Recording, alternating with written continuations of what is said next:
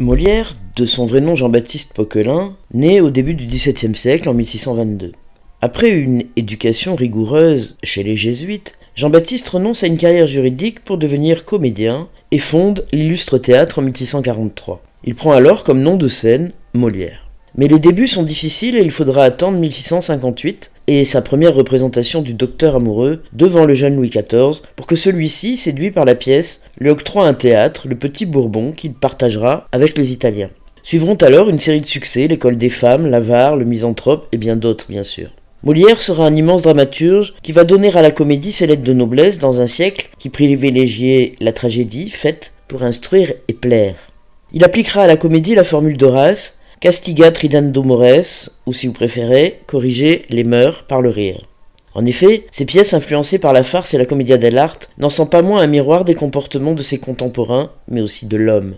Stendhal verra en lui le grand peintre de l'homme tel qu'il est. Et il sera aussi, avec Lully, l'inventeur de la comédie-ballet d'où naîtra l'opéra. Lors de la 4e représentation du Malade imaginaire, le 17 février 1673, Molière est pris de malaise, et il mourra quelques heures plus tard. Le Malade imaginaire est une pièce qui a pour personnage principal Argan, un vieil hypocondriaque désireux de marier sa fille à un médecin pour être soigné à moindre frais, et qui reprend le schéma habituel qui oppose l'amour des jeunes gens confrontés à la volonté des pères. Et une fois encore, c'est la ruse, l'intelligence des serviteurs au service de l'amour qui contrecarre les projets des pères. Dans le passage que nous allons analyser, qui se situe à l'acte 3, scène 12, Bérald, le frère d'Argan, qui doute de la sincérité de Béline, la nouvelle femme d'Argan, va, avec la complicité de Toinette, imaginer un stratagème destiné à démasquer Béline.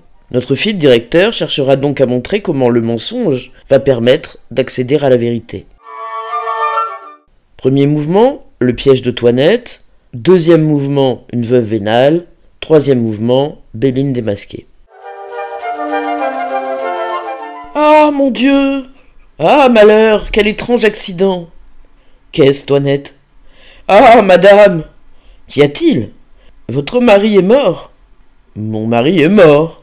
Hélas, oui, le pauvre défunt est trépassé. Assurément. Assurément. Personne ne sait encore cet accident-là, et je me suis trouvée ici toute seule. Il vient de passer entre mes bras. Tenez, le voilà de tout son long, dans cette chaise. Oh, le ciel en soit loué! Me voilà délivrée d'un grand fardeau. Que tu es sotte, Toinette, de t'affliger de cette mort. Je pensais, madame, qu'il fallut pleurer. Va, va, cela n'en vaut pas la peine. Quelle perte est-ce que la sienne? Et de quoi servit-il sur la terre? Un homme incommode à tout le monde, malpropre, dégoûtant, sans cesse un lavement ou une médecine dans le ventre, mouchant, toussant, crachant toujours, sans esprit, ennuyeux, de mauvaise humeur, fatiguant sans cesse les gens, et grondant jour et nuit, servant des valets. Mes plus belles années. Viens, Toinette, prenons auparavant toutes ces clés. Doucement! Ah! Oui, madame ma femme, c'est ainsi que vous m'aimez? Ah ah, le défunt n'est pas mort. Je suis bien aise de voir votre amitié et d'avoir entendu le beau panégyrique que vous avez fait de moi. Voilà un avis au lecteur qui me rendra sage à l'avenir et qui m'empêchera de faire bien des choses. Eh bien, mon frère, vous le voyez. Par ma foi, je n'aurais jamais cru cela, mais j'entends votre fille. Remettez-vous comme vous étiez et voyons de quelle manière elle recevra votre mort. C'est une chose qui n'est pas mauvais d'éprouver, et puisque vous êtes en train, vous connaîtrez par là les sentiments que votre famille a pour vous.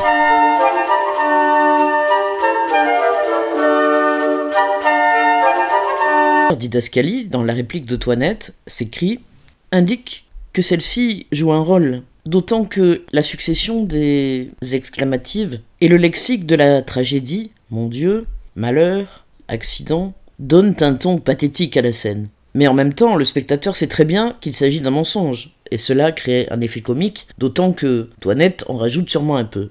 À la question de Béline, qu'est-ce Toinette? Celle-ci répond encore par une exclamative assez mystérieuse, « Ah, madame !» mais sans donner la raison de son état. Et ainsi, elle va intensifier la curiosité de Béline. La réponse de Toinette est une phrase simple, assertive. En fait, elle est purement informative. Votre mari est mort. À nouveau, reprise des propos de Toinette par Béline. En fait, celle-ci cherche à avoir confirmation de la nouvelle. Mais la rusée Toinette anticipe sur ce doute et utilise le mot étrange au début du passage, à savoir ici. Quel étrange accident. Donc il y a quelque chose d'inattendu dans cette mort. mon mari est mort. L'interjection de Toinette, hélas, suivie par un pléonasme, une palissade, le pauvre défunt est trépassé, exprime la fausse tristesse de Toinette, mais donne quand même un ton à nouveau pathétique à la réplique. Par contre, le pléonasme, oui, le pauvre défunt est trépassé, a un effet comique, évidemment. Béline n'est toujours pas convaincue et l'adverbe assurément, à la réplique suivante, est là pour le prouver. Questionnement à laquelle Toinette répond par le même adverbe, assurément, mais cette fois la forme assertive. On voit ici aussi la subtilité, la ruse de Toinette, qui précise bien à sa maîtresse que personne n'est au courant et que elle s'est retrouvée ici toute seule, ce qui signifie qu'il n'y a pas de témoin de la mort d'Argan. Devant les doutes de Béline, Toinette va utiliser la vision bien réelle du mari étendu là. Tenez, impératif, le voilà, de tout son long dans cette chaise. Le voilà peut se lire comme vois, là, regarde. Parce que si les mots ne peuvent convaincre, la vue bien réelle du corps le pourra sans doute.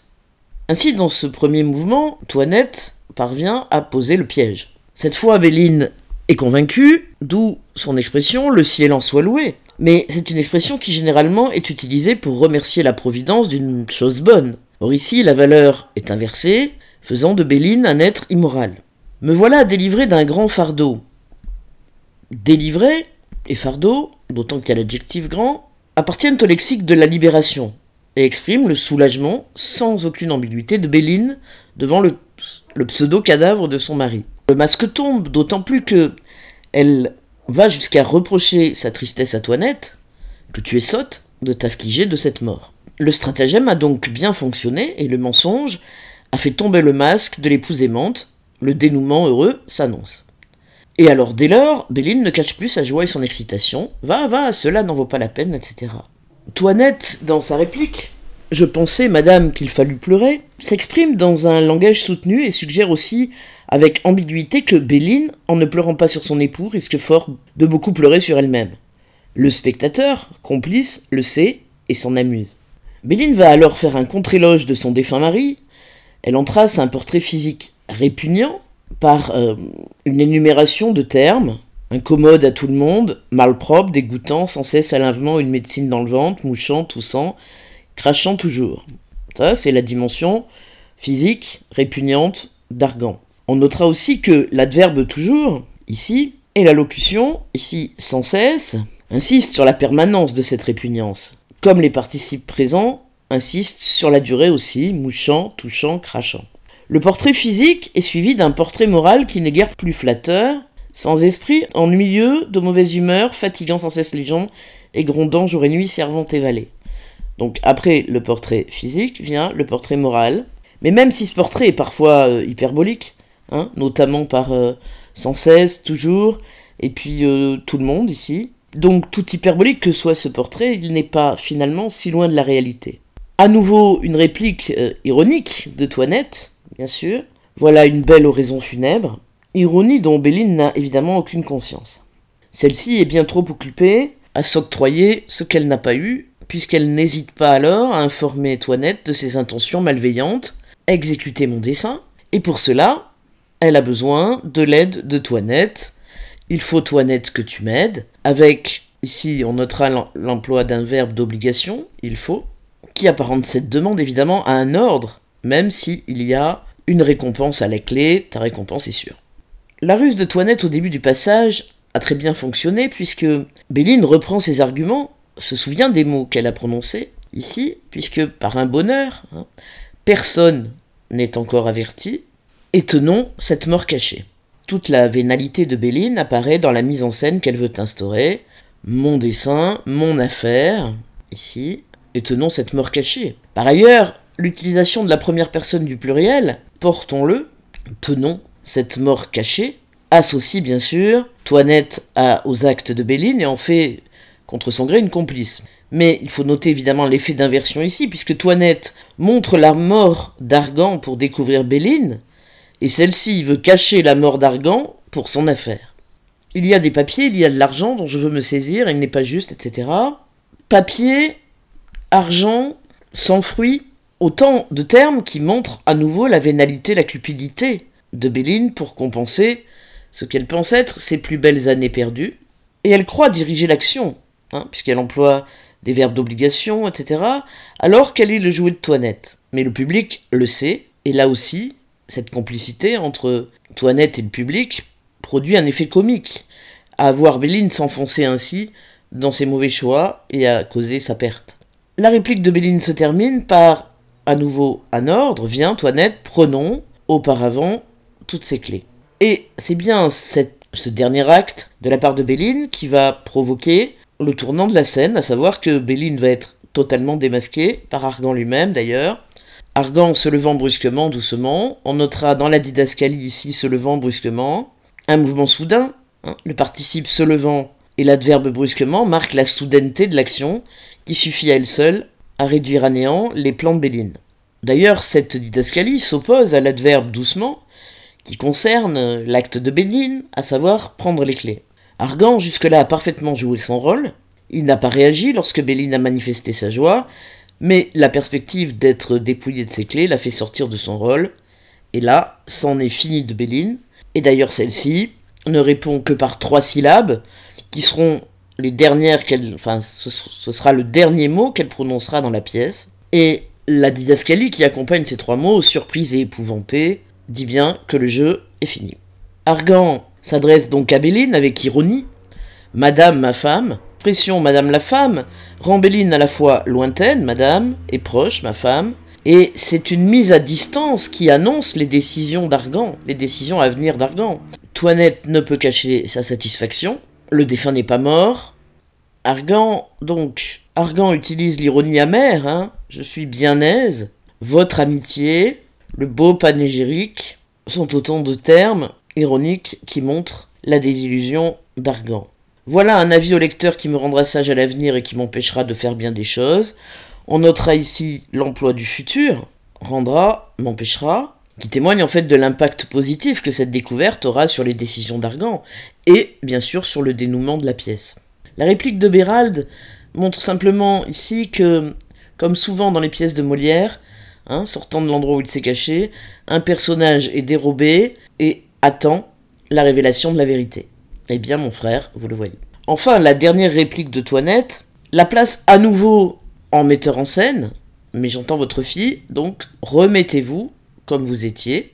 Elle va à nouveau diriger les acteurs, et à nouveau, c'est par le mensonge que la vérité adviendra. Voyons de quelle manière elle recevra votre mort. Vous connaîtrez par là les sentiments que votre famille a pour vous. Donc, on utilise le même subterfuge, cette fois pour tester la fille d'Argan. Évidemment, Toinette sait très bien quelle sera la réaction d'Angélique. Donc, grâce à une mise en abîme, puisque les spectateurs assistent à une pièce où les personnages eux-mêmes jouent un rôle pour tromper d'autres personnages, nous avons assisté au dévoilement de la vérité. Le mensonge, le stratagème mis en scène par Toinette a donc pu mettre au jour la vraie nature des sentiments de Béline pour son mari. Une fois encore, les serviteurs apparaissent comme rusés, capables de faire basculer le dénouement de la pièce. Le même stratagème sera utilisé ensuite pour qu'Argan ait l'assurance de l'affection de sa fille. Cette scène est donc ce qui déclenche le dénouement heureux de la pièce, à savoir le mariage des 2 jeunes gens, Cléante et Angélique.